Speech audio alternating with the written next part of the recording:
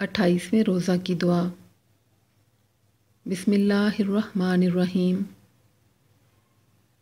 اللہم وفر حظی فیہ من النوافل واکرمنی فیہ باحضار المسائل وقرب فیہ وسیلتی الیک من بین الوسائل یا من لا یشغلہ الحاج المحلین۔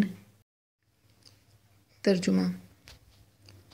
خدایا، نوافل میں میرے حصہ کو زیادہ کر دے اور مجھے مسائل کے حاضر رکھنے کی کرامت عنایت فرما۔